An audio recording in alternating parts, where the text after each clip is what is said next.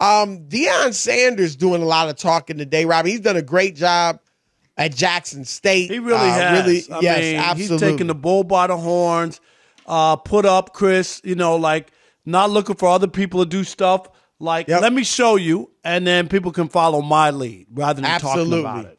Got one of the best recruits in the nation to go there. I believe he was going to go to Florida State and instead chose Jackson State. People in Florida State were sick. Oh, yeah. And he's a defensive back, I believe. And obviously nobody you can learn from better than Deion Sanders for that next level. But anyway, Rob, Deion was talking about the new name, image, and likeness rules. And he did acknowledge that he's glad the guys are getting paid, but he also sees some negatives with it too. Here he is talking on the 24/7 Sports podcast about it. I want you to focus on the NFL, not the NIL. You ball out and you're prepared yourself for the NFL. If you get comfortable with, you already got a meal and you got that coming, man, come on. How hungry are you going to be to go out there and work and go get it? All right, Rob, go ahead. Nah, I get it, but there are a lot of great players, Chris, who are making gazillions of dollars and they play. Deion, absolutely. Come on. Stop. I know, you don't have to starve people to make them want to work. Like, there are people who take their trade, Chris, and their skill, and they want to be the best. And the money sometimes is just a part of it.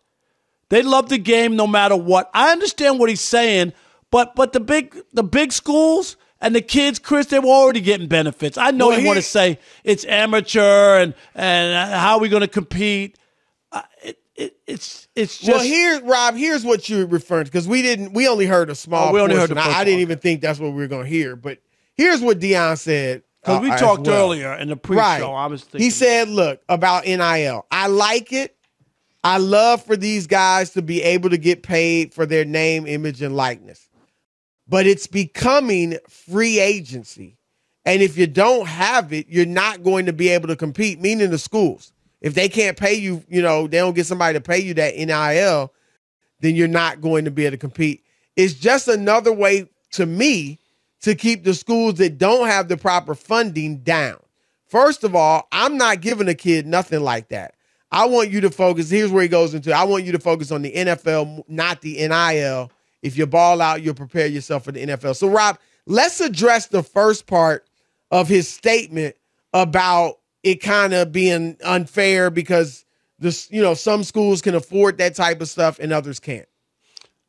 Chris, that's already the case. It's always been the case. This ain't new, Deion. I'm sorry. Couldn't compete with Alabama and those schools in Georgia and all these other big-time programs. I mean, let's just keep it real and be honest. Rob, how many teams can win a national title right now? About 4? The same 4, Chris. The same 4 that get in the tournament aren't even necessarily equal. It might be 2 that are head and shoulders. Georgia, Alabama. You remember when Michigan finally got to the college football playoff? Chris, they got run off the field. Right. It's happened to Ohio State. I mean, it's usually Alabama and one other team. Clemson or Georgia or maybe LSU. That's it. And then even the other two teams in the playoff really aren't on that level. So you're absolutely right. And I'll say this, Rob. I actually think, because remember, the schools aren't the ones paying. It is, now granted, maybe obviously schools have connections. Well, they got boosters, the big time, might be wealthy, deep pocket boosters. They want to support the school they went to or whatever, the alumni. But it doesn't have to be that, Rob. If a smaller school, or it's still D1, of course, but they're located in a big city or, a place where they can get a corporation, or even if it's a national endorser, Rob, it's the companies, the corporations, the businesses that are paying the kids. It's not the school. So I would just argue that might even things out a little bit, Rob, a little bit. It's still going to be some schools have and some schools have not.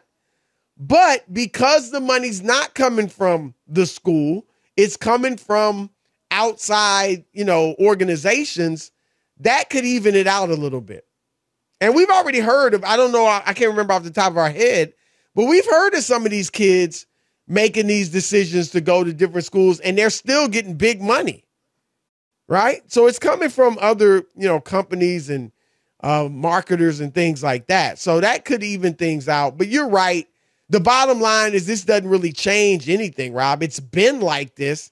So I don't think Deion is necessarily correct in his assessment. I don't think things changed that much, Chris. It's just now that kids are getting a piece of the action, like really getting a piece, whereas before they weren't. They were getting right. You can't be mad at them. I can't be. Sure. I can't. Not where football was, and Deion knows that. Like he really does. And I get where he's a little concerned about it, but players need to get paid. All that money rolling around, Chris.